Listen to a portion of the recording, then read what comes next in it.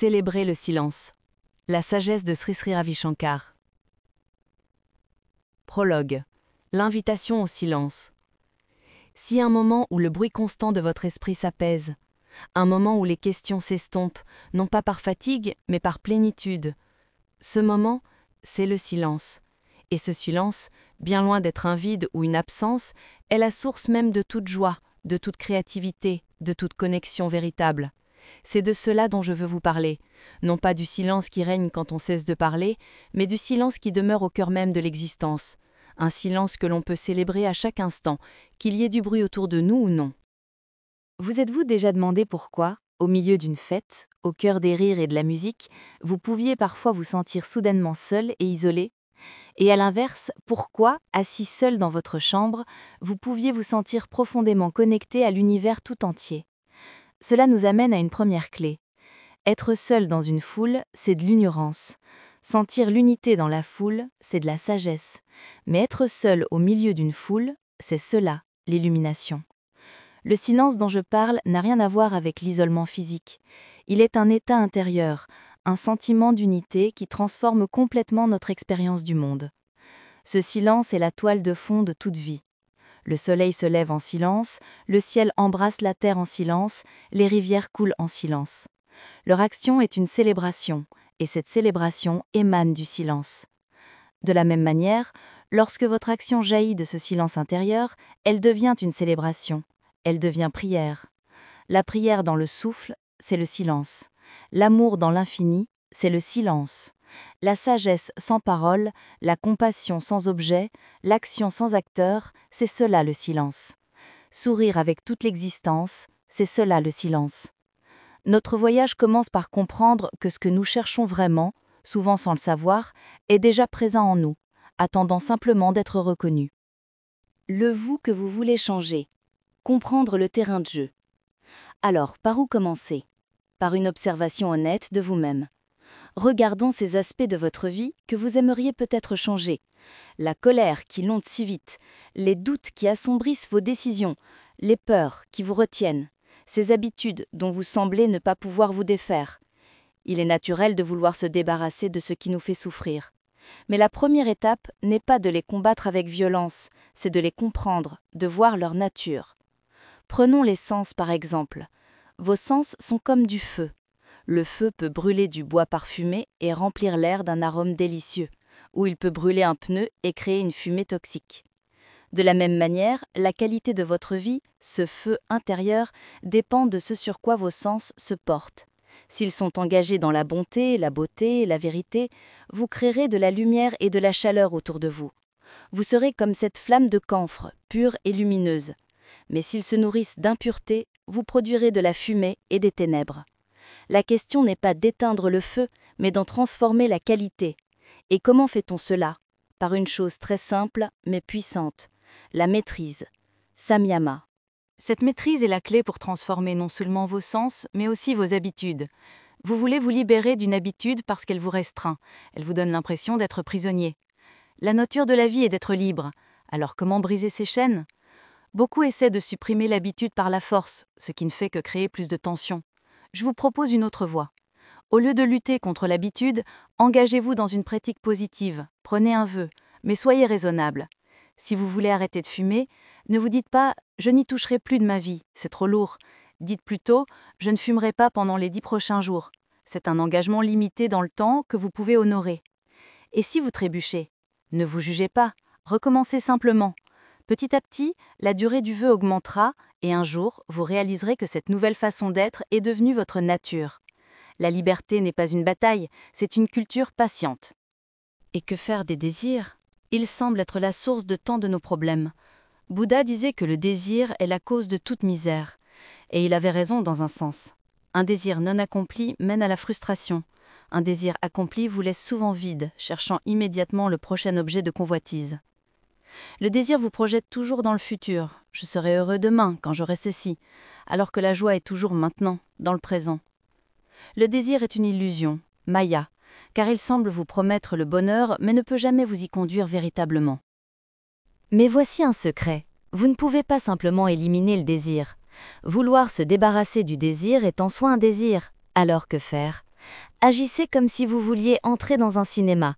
Vous devez donner votre ticket à l'ouvreur. Si vous le gardez serré dans votre main, vous ne pourrez pas entrer. De la même manière, sur le chemin de la vie, vous devez sans cesse soumettre vos désirs. Ne les retenez pas, laissez-les partir. À mesure que vous les soumettez, de moins en moins de désirs surgissent. Les plus malheureux sont ceux qui désirent sans cesse sans être satisfaits. Un peu plus chanceux sont ceux qui voient leurs désirs se réaliser après un long moment. Encore plus chanceux sont ceux dont les désirs sont exaucés presque immédiatement. Mais les plus chanceux de tous sont ceux qui n'ont plus de désir, car la plénitude est là avant même que le désir n'apparaisse. Comment atteindre cet état? En désirant la seule chose qui soit toujours présente, la vérité. Le désir de vérité fait tomber tous les autres désirs, et finalement il se dissout lui-même, ne laissant place qu'à la béatitude. C'est la même chose avec les émotions comme la peur. La peur n'est que de l'amour retourné comme un gant. Un enfant qui se blottit contre sa mère peut le faire par amour ou par peur. Cette peur primordiale peut être totalement transformée par la conscience de l'amour divin. Une pointe de peur est nécessaire dans la vie. Elle nous garde alerte et préserve l'ordre. La peur de la maladie encourage l'hygiène. Ne soyez pas trop pressés d'éliminer toute peur. Méditez simplement et souvenez-vous que vous n'êtes personne ou que vous appartenez à quelqu'un de spécial. Lorsque vous réalisez que vous faites partie d'un tout plus grand, la peur n'a plus de prise sur vous. Ainsi, les choses que vous voulez changer, les habitudes, les désirs, les peurs, ne sont pas vos ennemis. Elles sont une énergie mal canalisée. Votre colère, votre lustre, votre jalousie sont puissantes parce qu'elles ne sont rien d'autre que de l'énergie, et vous êtes la source de cette énergie. Si vous ne pouvez pas les éliminer, alors donnez-leur une direction plus élevée. Si vous êtes enclin à la colère, soyez en colère contre l'infini, contre l'injustice dans le monde, pas contre les petits tracas de la vie. Si vous avez de l'orgueil, soyez fiers d'appartenir au divin. Si vous êtes avide, soyez avide de satsang, de la compagnie de la vérité. Transformez l'énergie, ne la supprimez pas. C'est ainsi que l'on passe de la fumée à la lumière. Le chemin vers le but, qui est vous, la pratique de la vie. Maintenant que nous avons regardé le terrain de jeu, parlons du chemin. La spiritualité n'est pas une fuite hors du monde, c'est une manière plus habile d'y vivre, et le cœur de cette manière d'être est la célébration. Un homme pauvre célèbre le Nouvel An une fois par an. Un homme riche célèbre chaque jour, mais l'homme le plus riche célèbre chaque moment. La richesse véritable se mesure à votre capacité à célébrer l'instant présent. Comment devenez-vous si riche? En faisant de votre vie un service, un don. Votre premier engagement dans le monde devrait être le seva, le service. Beaucoup de gens ont peur et sont confus dans la vie parce qu'ils manquent d'engagement. Dès que vous adoptez la pensée « je suis ici pour servir », le je, le petit ego, commence à se dissoudre. Et quand le je se dissout, les soucis se dissolvent aussi. Le service n'est pas quelque chose que vous faites par convenance ou pour vous sentir bien. C'est le but ultime de la vie. Un esprit non engagé est misérable. Un esprit engagé peut traverser des tempêtes, mais il récoltera toujours les fruits de ses efforts. Lorsque vous servez, ne croyez pas que vous rendez service aux autres. Après avoir fait du seva, vous êtes récompensé immédiatement. La récompense du service est certaine, et toujours plus grande que votre action. Attendre une récompense transforme le service en labeur. Si vous pensez avoir beaucoup fait, vous ferez très peu. Si vous voyez que vous avez peu fait, vous ferez plus. Le service véritable est lorsque vous sentez que vous n'avez jamais assez fait. C'est cette humilité qui ouvre la porte à la grâce. Le service vous mène naturellement à un autre pilier du chemin, le surrender, l'abandon. Beaucoup de gens ont une idée fausse de l'abandon. Ils pensent que c'est une faiblesse, une fuite des responsabilités. En réalité, c'est tout le contraire. Dans l'abandon, la tête s'incline et rencontre le cœur. Une tête qui ne s'incline jamais n'a aucune valeur. Une tête raide finira par devoir s'incliner, soit dans l'abandon, soit dans la honte. Celle qui s'incline dans l'abandon n'aura jamais à s'incliner dans la honte. L'abandon commence par une assomption. Supposez que vous êtes le bien-aimé du divin. Comment agiriez-vous si vous saviez, sans l'ombre d'un doute, que l'univers vous aime infiniment? Vous seriez détendu, confiant, vous arrêteriez de courir. Cet abandon n'est pas un acte, c'est un état d'être, et c'est le fondement d'une responsabilité véritable. Prendre une responsabilité illimitée, non pas seulement pour votre vie, mais pour le bien-être de tous, peut sembler écrasant. Mais lorsque cette responsabilité est ancrée dans l'abandon à une intelligence cosmique plus grande, elle devient une source de force et de joie et non de fardeau. L'abandon total et la responsabilité totale sont les deux faces d'une même pièce. C'est la compétence du sage. Pour cultiver cet état, nous avons le sadhana, la pratique spirituelle. Pourquoi pratiquer? Parce que vous attachez trop d'importance aux événements. Les événements deviennent énormes et vous vous sentez tout petit. Imaginez que vous conduisiez une moto sur une route très fréquentée. Devant vous, un camion émet des fumées nauséabondes. Vous avez 3 options. Rester derrière, vous plaindre et subir. Ralentir et laisser le camion prendre de l'avance, au risque qu'un autre véhicule prenne sa place. Ou bien, utiliser votre habileté pour dépasser le camion et l'oublier. La plupart des gens restent obsédés par les événements et restent misérables. La solution permanente n'est pas de les éviter, mais de grandir au-delà. Conditionnez votre véhicule, votre être, pour qu'il soit fort et agile, c'est cela le sadhana. Et l'habileté pour dépasser les obstacles, c'est la grâce du maître. La pratique renforce votre système nerveux, affine votre intellect et élargit votre conscience, vous permettant de traverser les événements de la vie sans être empoisonné par eux. La méditation, le chant, le yoga, le Sudarshan Kriya, toutes ces pratiques ne sont pas des fins en soi. Elles sont des moyens pour calmer l'agitation du mental et vous permettre d'expérimenter le silence qui est déjà en vous. Lorsque le mental est heureux, il s'expand et le temps semble court. Lorsqu'il est malheureux, il se contracte et le temps semble long. Mais lorsque le mental est en équanimité, il transcende le temps. Ce state de non-mental, de paix intemporelle, est le plus grand guérisseur qui soit. C'est là que vous vous rechargez à la source. La nature de l'amour et de l'intimité. Pour vraiment comprendre le cœur de l'existence, nous devons plonger dans la nature de l'amour et de l'intimité. Ce n'est pas un sujet parmi d'autres, c'est le flux même de la vie. Souvent, nous confondons l'amour avec autre chose, avec le désir, avec l'attachement, avec un sentiment qui va et qui vient. Mais je suis ici pour vous dire que l'amour est bien plus profond que cela. L'amour est votre nature fondamentale. C'est le sol sur lequel vous marchez, l'air que vous respirez. Le problème n'est pas de trouver l'amour, mais de reconnaître et de dissoudre tout ce qui l'obscurcit. Commençons par une distinction cruciale, celle entre l'amour et le lustre. Pour l'œil non averti, ils peuvent sembler similaires, une forte attraction, un désir de proximité. Mais en réalité, ils sont aux antipodes l'un de l'autre. Le lustre, c'est quand vous réduisez un être vivant à un simple objet de plaisir. Même une personne, sous l'emprise du lustre, devient une chose que vous voulez posséder, contrôler, consommer. Le lustre est centré sur une partie, sur le physique, et il amène avec lui une tension, une ruse, un effort. Il essaye de saisir, et dans cette tentative de saisie, il emprisonne à la fois celui qui prend et celui qui est pris. Le lustre dit « Tout ce que je veux que tu aies, c'est ce que je veux ». C'est une déclaration de séparation et de contrôle.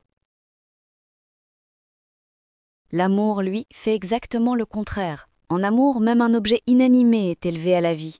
Les pierres et les arbres vous parlent, le soleil, la lune, toute la création devient vivante et divine. L'amour voit la vie partout. Là où le lustre fragmente, l'amour unifie. L'amour se concentre sur la totalité de l'être, son corps, son esprit, son âme. Il est détendu, ludique, et son mouvement naturel est de donner, de se rendre, pas de prendre. L'amour dit « Je veux que tu aies ce que tu veux ». Il libère et donne la liberté. Le lustre exige. L'amour commande par sa simple présence. Si le lustre est interrompu, il se transforme en colère et en haine. L'amour, même face à la séparation, peut engendrer une douce nostalgie, une douleur qui, paradoxalement, approfondit la connexion. Alors, comment transformer cette énergie brute du lustre en amour? La clé n'est pas la suppression, mais la sublimation. Le lustre n'est rien d'autre qu'une énergie primordiale non canalisée. Cette même énergie, lorsqu'elle est canalisée, se manifeste comme enthousiasme, éclat, vivacité d'esprit et amour. Comment faire? Prenez des bains d'eau froide pour calmer les sens. Modérez votre consommation de nourriture. Lancez-vous dans des défis créatifs qui utilisent cette énergie. Surtout, soyez généreux et joueurs. La générosité est l'antidote naturel à la possessivité du lustre. Et rappelez-vous la mort, cette conscience que tout est temporaire dissout l'illusion de la possession. Enfin, et c'est le plus important, soyez amoureux du divin. Lorsque votre soif d'infini est étanchée, les désirs finis perdent leur emprise. Cela nous amène à la nature fondamentale de l'amour. L'amour n'est pas une émotion que vous obtenez de l'extérieur. Les émotions sont comme les vagues à la surface de l'océan. Elles vont et viennent. L'amour est l'océan lui-même, profond, stable, infini. C'est votre essence. Vous êtes amour. Quand vous dites « je suis en paix »,« je suis joyeux », vous pointez vers cette nature essentielle. La joie est l'amour pour ce qui est. La tristesse est l'amour pour ce qui n'est pas. Tout revient à l'amour. Pourquoi alors ne sentons-nous pas toujours cet amour ? Parce que nous identifions à ce que nous ne sommes pas, à notre corps, à nos pensées, à nos possessions. Ces identifications créent une coquille qui obscurcit notre nature aimante. L'amour fond naturellement cette coquille. C'est pourquoi, lorsque vous êtes profondément amoureux, vous voyez à peine les défauts de l'autre. Même si vous les voyez, vous les justifiez, car l'amour voit à travers le comportement et touche l'être essentiel. L'amour véritable est basé sur un sentiment d'appartenance, de parenté. L'autre n'est plus autre, il fait partie de vous. Un amour basé sur les qualités, la beauté, l'intelligence, la réussite, est instable, car les qualités changent. Mais un amour fondé sur l'appartenance demeure pour la vie. Aimez-vous Dieu parce qu'il est grand, ou l'aimez-vous parce qu'il est vôtre ? Si vous l'aimez parce qu'il est grand, votre amour peut vaciller si votre perception de sa grandeur change. Mais si vous l'aimez parce qu'il est vôtre, alors qu'il crée ou qu'il détruise, votre amour reste inébranlable. C'est ici que le lien profond entre le renoncement et la capacité d'aimer devient évident. On pense souvent que ceux qui renoncent ne peuvent pas aimer, et que ceux qui aiment ne peuvent pas renoncer. C'est une grande méprise. En vérité, seul celui qui a renoncé peut aimer véritablement. Le renoncement n'est pas une fuite frustrée de la vie, c'est la liberté intérieure née de la sagesse. Le vrai renoncement, c'est de n'avoir aucun besoin. Et quand vous n'avez aucun besoin, que restait-il ? L'amour. Dans l'amour, vous dites « je ne veux rien d'autre, je veux juste toi ». Dans le renoncement, vous dites « je ne veux rien, je suis libre ». Ces deux états sont les deux faces d'une même pièce. L'amour véritable n'est pas possessif, il apporte la liberté, et le renoncement n'est rien d'autre que cette liberté. Sans renoncement, l'amour se transforme en misère, en possessivité, en jalousie, en colère. Le renoncement apporte le contentement, et le contentement nourrit l'amour. Imaginez que votre cœur soit une maison. L'attachement encombre cette maison de meubles, d'objets, de peur de perdre. Il n'y a plus d'espace pour respirer. Le renoncement est le processus de désencombrement. Il nettoie la maison, ouvre les fenêtres. Soudain, il y a de l'espace, de l'air, de la lumière. Et c'est dans cet espace que l'amour peut véritablement résider et s'épanouir. Vous ne faites pas acte d'amour, vous êtes l'amour. Votre amour n'est plus conditionné par ce que vous recevez, mais devient une expression naturelle et inépuisable de qui vous êtes. L'intimité, alors, est la manifestation de cet amour sans entrave. L'intimité est menacée par l'ego, les attentes, les jugements. Pour maintenir l'intimité, vous devez vous dissoudre dans l'infini. Cela signifie aller au-delà des événements, être dans l'instant présent. Lorsque vous vous dissolvez dans l'intimité, vous réalisez qu'il n'y a pas de séparation. L'autre n'est plus un objet à l'extérieur de vous. Il est une partie de votre propre être. C'est pourquoi on dit que seul celui qui est libre de tout attachement peut être véritablement intime. L'attachement crée de la peur de perdre, peur d'être blessé. La liberté intérieure du renoncement vous permet de vous ouvrir complètement, sans armure, sans défense. Vous devenez vulnérable, et dans cette vulnérabilité réside la plus grande force et la plus profonde intimité. Ainsi, le voyage de l'amour est un voyage de retour à soi. C'est dissoudre les couches d'illusions qui vous font croire que vous êtes séparés. C'est reconnaître que le lustre, les attachements, les peurs ne sont que des courants temporaires à la surface de votre océan d'amour intérieur. En cultivant le détachement à travers la connaissance et les pratiques spirituelles, vous ne devenez pas froid ou distant. Au contraire, vous devenez capable d'un amour si chaleureux, si pur et si inconditionnel qu'il embrasse toute l'existence. Vous réalisez que vous n'êtes pas en train d'aimer, vous êtes l'amour même, célébrant sa propre présence infinie dans chaque atome de la création. La transcendance de l'ego. Du masque à l'essence. L'une des plus grandes illusions dans lesquelles nous vivons est la croyance en une image solide et indépendante de nous-mêmes. Moi. Cette construction, que nous appelons l'ego, est comme un acteur qui a oublié qu'il joue un rôle et qui croit être véritablement le personnage. Il est source de tant de conflits, de tant de souffrances.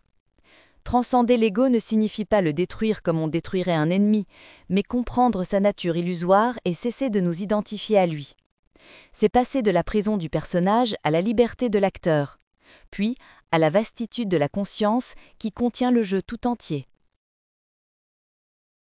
Les pièges de l'image de soi. Le premier piège de l'ego est de vous faire croire que vous êtes cette image. Cette image est constamment en train de se comparer, de se juger, de vouloir se renforcer ou de se protéger. Que se passe-t-il lorsque vous pensez du bien de vous-même ? De manière très subtile, vous pensez souvent moins bien des autres. Je suis si bon implique inconsciemment que l'autre ne l'est pas autant. De cette comparaison naît l'orgueil, la jalousie et finalement la colère. A l'inverse, si vous pensez du mal de vous-même, vous vous sentez inférieur, ce qui engendre également de la colère et du ressentiment envers les autres ou envers la vie elle-même. Vous êtes donc pris dans un dilemme.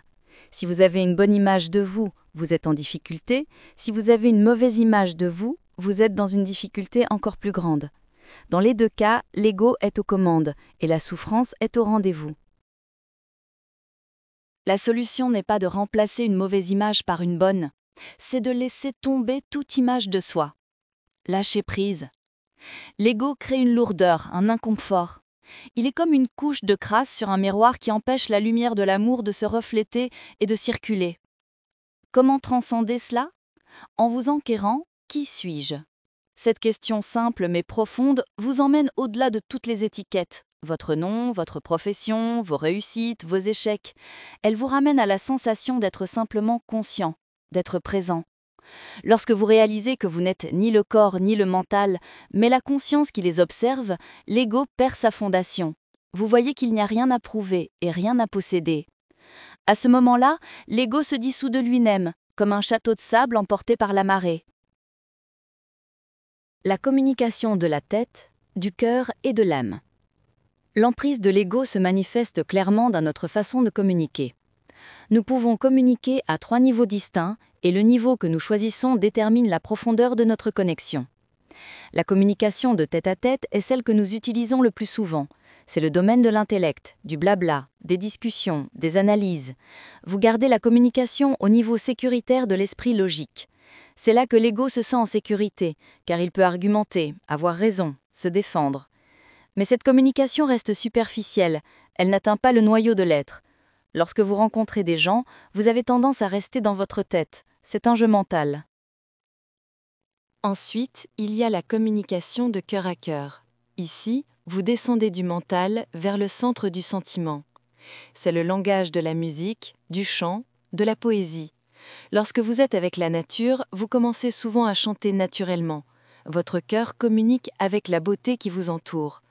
Chanter avec d'autres personnes est un puissant moyen de briser l'ego.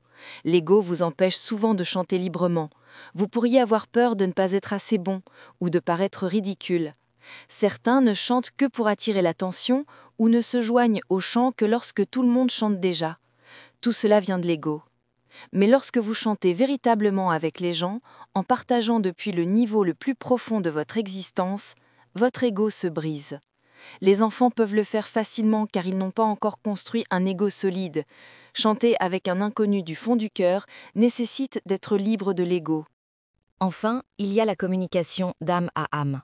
Celle-ci se produit dans le silence. Elle n'a pas besoin de mots. C'est ce qui se passe lorsque vous êtes en présence du maître ou dans une méditation profonde. Vous oubliez toutes vos questions, votre mental se tait, vous devenez vide, et dans ce vide, une transmission directe de la conscience a lieu. À ce niveau, l'ego n'a pas sa place, il est complètement dissous. Vous n'êtes plus un individu séparé, communiquant avec un autre, il y a un sentiment d'unité, de non-dualité. L'incapacité à communiquer provient toujours de l'ego. Lorsque l'ego est présent, il crée une barrière. Lorsqu'il est absent, la communication coule naturellement, que ce soit à travers les mots, le silence ou un simple regard. Ainsi, le chemin pour transcender l'ego est un voyage de la tête vers le cœur, puis du cœur vers l'âme. C'est un processus où vous apprenez à ne pas prendre votre image si au sérieux. La prochaine fois que vous vous surprendrez à vous débattre pour défendre votre point de vue ou à vous sentir blessé par une critique, souvenez-vous, ce n'est que l'ego, le personnage qui réagit.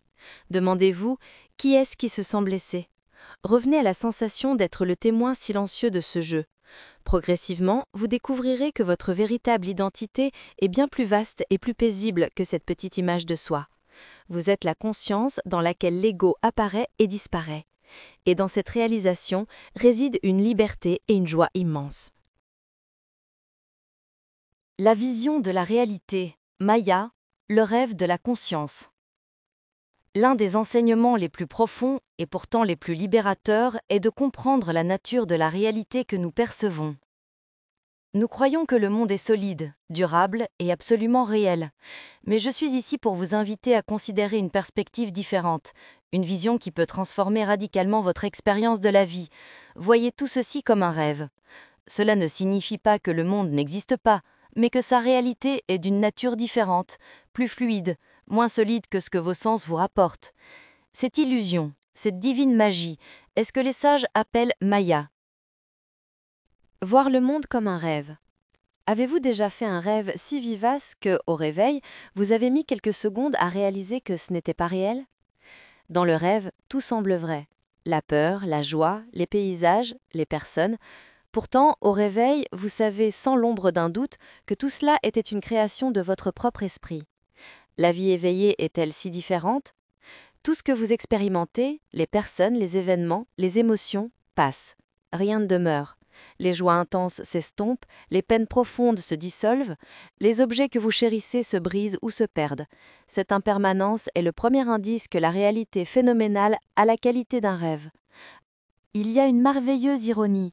Lorsqu'une expérience est incroyablement belle et joyeuse, vous vous surprenez parfois à vous demander « est-ce un rêve ?» Parce que votre expérience habituelle du réel est souvent teintée d'efforts, de lutte ou de banalité. Mais quand la misère est là, vous n'en doutez jamais. Vous êtes absolument certain que la douleur est réelle. C'est cela, Maya. Prendre l'irréel pour le réel, et le réel pour l'irréel. Le vrai réel, votre nature fondamentale qui est félicité et conscience, est toujours présent. L'infélicité, quant à elle, est infligée par la mémoire, par la comparaison, par la résistance à l'impermanence. Elle est comme un cauchemar, un rêve que vous prenez pour la réalité. Un homme sage sait que le bonheur est réel, car il est votre nature même. Le malheur est irréel, car il est une perturbation temporaire. Quelle est alors l'attitude juste ? Gardez en vous cette question. Est-ce que tout ceci est un rêve ? Non pas pour devenir détaché et froid, mais pour vous réveiller à ce qui est réel. Lorsque vous traversez une situation difficile, rappelez-vous, ceci aussi passera. C'est comme un mauvais rêve.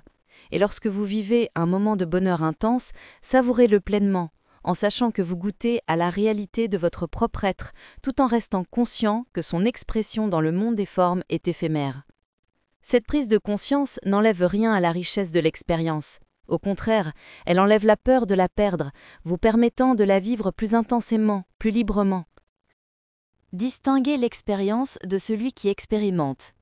Au cœur de cette compréhension se trouve la capacité cruciale à distinguer l'expérience de celui qui expérimente. Toute votre vie est une série d'expériences. Vous voyez, entendez, pensez, sentez, goûtez. Vous êtes heureux, triste, confus, clairvoyant. Mais qui est ce « vous » ? Vous n'êtes pas les expériences elles-mêmes, vous êtes celui qui en est témoin. Fermez les yeux un instant. Portez votre attention non pas sur ce que vous pensez, mais sur celui qui est conscient de ses pensées. Ne cherchez pas une réponse mentale. Sentez simplement la présence, la conscience silencieuse qui observe le flux des pensées, des émotions et des sensations. Cette présence, c'est le témoin, le sakshi. C'est votre vrai soi. Les expériences sont comme des nuages qui passent dans le ciel. Le ciel lui-même, vaste, clair et immuable, représente le témoin. Un nuage d'orage, une expérience douloureuse, peut sembler très sombre et menaçant, mais le ciel n'est pas affecté. Un nuage lumineux, une expérience joyeuse, est agréable à regarder, mais le ciel ne lui est pas attaché. De la même manière, les expériences, qu'elles soient bonnes ou mauvaises, apparaissent et disparaissent en vous, la conscience. Vous n'êtes pas la colère qui monte, vous êtes celui qui en est témoin. Vous n'êtes pas la joie qui explose, vous êtes l'espace dans lequel elle se produit. Cette distinction est la clé de la liberté. Tant que vous vous identifiez à l'expérience, vous êtes ballotté par elle. Je suis en colère signifie que vous devenez la colère et vous souffrez. Je suis déprimé signifie que vous êtes pris dans la dépression. Mais si vous pouvez dire « il y a de la colère en moi » ou « je suis le témoin de cette sensation de dépression », alors un espace se crée. Dans cet espace, vous n'êtes plus l'esclave de l'émotion, vous êtes la conscience qui l'observe. Et ainsi, vous pouvez lui permettre de suivre son cours naturel et de se dissoudre. Comment cultiver cette conscience du témoin ? La méditation est l'entraînement par excellence. En méditation, vous vous asseyez simplement pour observer tout ce qui se présente, les bruits, les sensations, le souffle, les pensées, sans vous y attacher, sans les juger. Vous pratiquez l'art d'être le témoin. Au début, il peut sembler que les pensées soient tout et que vous soyez petit. Mais avec une pratique régulière, vous réalisez que vous êtes l'espace immense dans lequel le petit jeu des pensées a lieu. Vous réalisez que vous n'êtes pas le contenu de votre conscience, mais la conscience elle-même. Ainsi, la vision de Maya n'est pas un rejet du monde, mais une compréhension de sa nature véritable. Elle vous invite à danser dans le rêve de la vie avec grâce et légèreté, tout en demeurant fermement ancré dans la réalité du rêveur, le témoin éternel. Vous pouvez alors participer à tous les aspects de la vie, le travail, les relations, les défis, avec un sens profond de détente et d'humour, car vous savez au fond de vous que vous jouez un rôle dans un drame divin. Vous faites de votre mieux, mais les succès et les échecs ne vous définissent plus. Ils touchent le personnage que vous jouez, mais pas l'acteur essentiel que vous êtes. C'est la plus grande libération. Pouvoir célébrer le silence au cœur même du vacarme du monde, car vous savez que le silence est votre demeure, et le vacarme n'est qu'un jeu de vagues à la surface de votre océan de conscience. L'aboutissement, la conscience et l'unité, le retour à la maison. Nous voici arrivés au point culminant de notre voyage, à la réalisation qui couronne toute recherche et dissout toute question. Après avoir observé les tourbillons de l'esprit, après avoir discerné l'illusion du monde des formes, nous découvrons ce qui a toujours été là, immuable et paisible. La conscience une et éternelle. Ce n'est pas une réalisation qui s'ajoute à vous, comme un diplôme ou un objet précieux. C'est un dévoilement, la reconnaissance de ce que vous avez toujours été. C'est le moment où la goutte d'eau réalise qu'elle est l'océan. Voir le divin en soi, en l'autre et partout. Le voyage commence par un retournement vers l'intérieur. Pendant tant d'années, vous avez cherché la paix, l'amour, la plénitude à l'extérieur, dans les relations, les possessions, les réussites. Mais la source de tout cela ne peut être trouvée que là où vous êtes. Le premier pas, le plus fondamental, est de voir le divin en vous-même. Non pas comme une croyance, mais comme une expérience directe. Lorsque vous vous asseyez en silence et que vous demandez « Qui suis-je ?», au-delà du nom et de la forme, vous rencontrez une présence vivante, une conscience qui est consciente d'elle-même. Cette conscience n'est ni jeune ni vieille, ni heureuse ni triste. Elle est simplement là, éveillée et vibrante. C'est la flamme divine en vous, le Atman. Reconnaître cela, c'est comprendre que vous n'êtes pas un être humain limité ayant occasionnellement des expériences spirituelles, mais un être spirituel ayant une expérience humaine. Une fois cette connexion établie en vous, votre perception du monde extérieur commence à se transformer radicalement. Vous ne projetez plus vos besoins et vos peurs sur les autres. Au lieu de cela, vous commencez à percevoir la même lumière divine qui brille en vous, scintillant dans les yeux de chaque personne que vous rencontrez.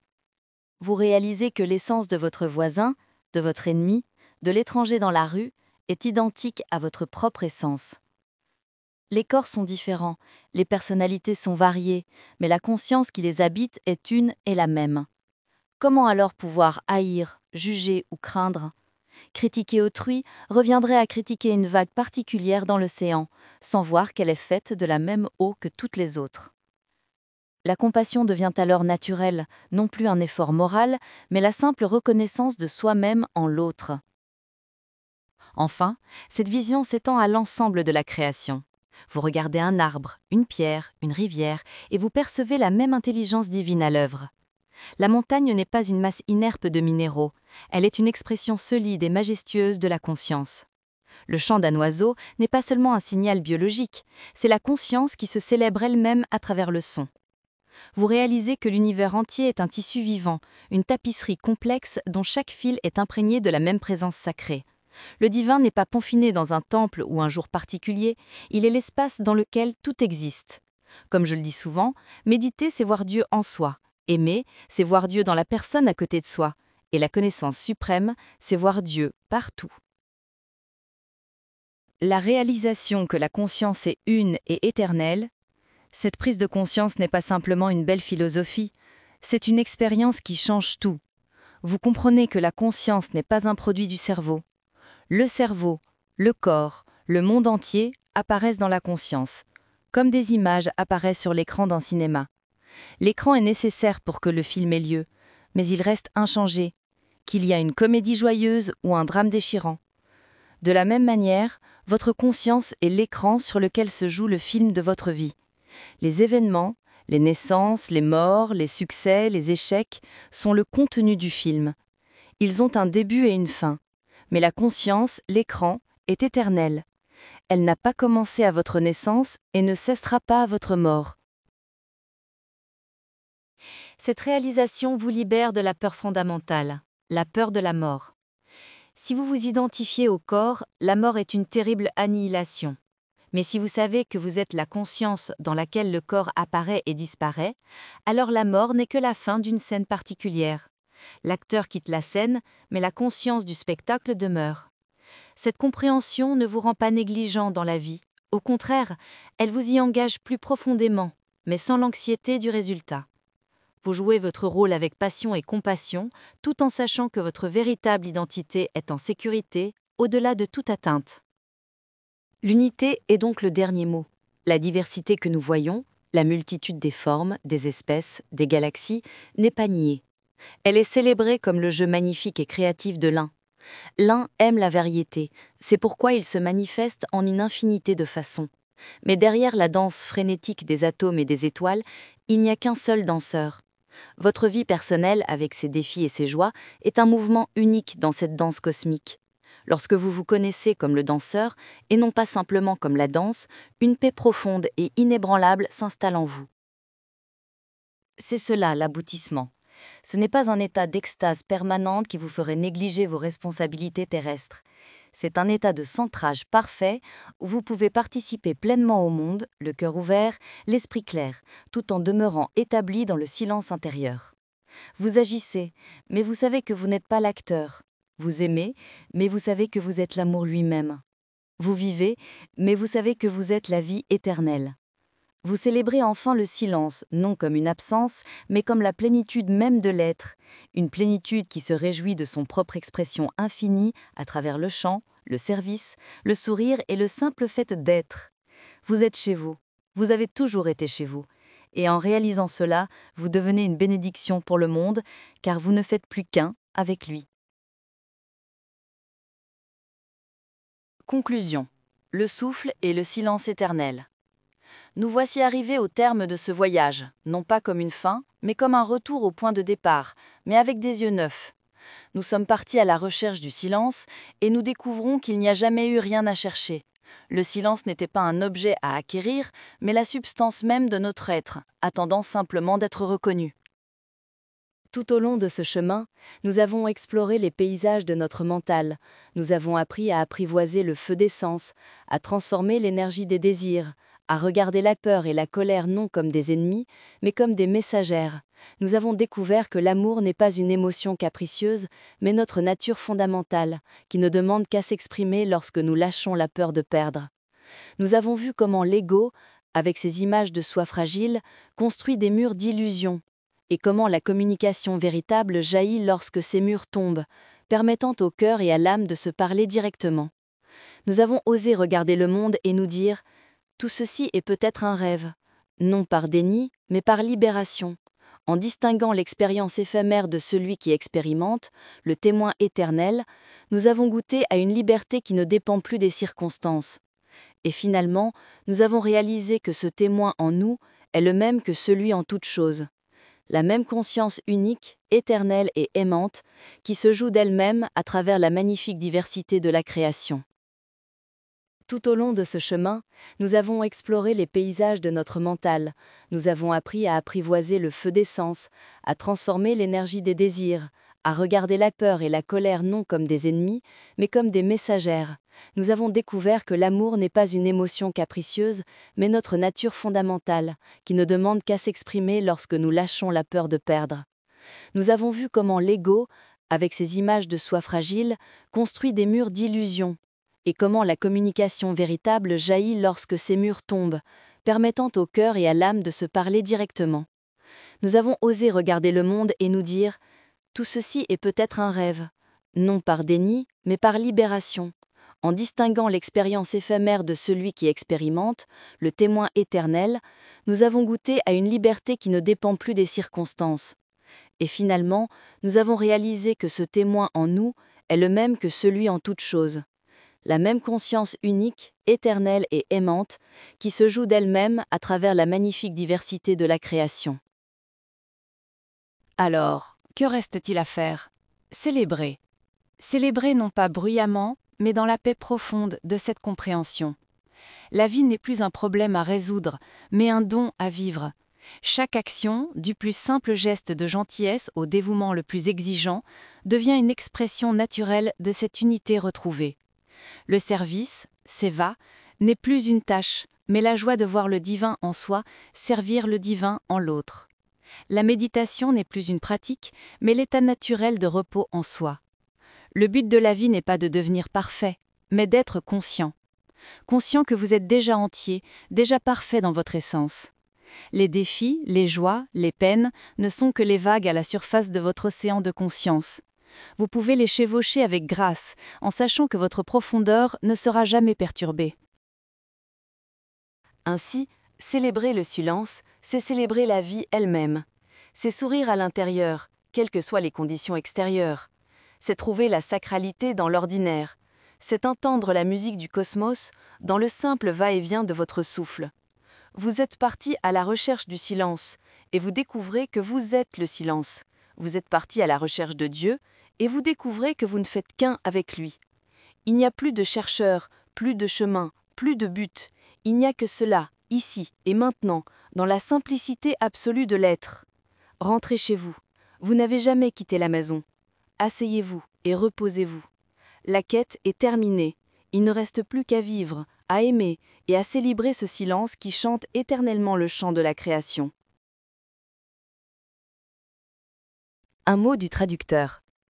Chers auditeurs, alors que cette immersion dans la sagesse de Sri Sri Ravi Shankar touche à sa fin, je souhaite personnellement vous exprimer ma profonde gratitude.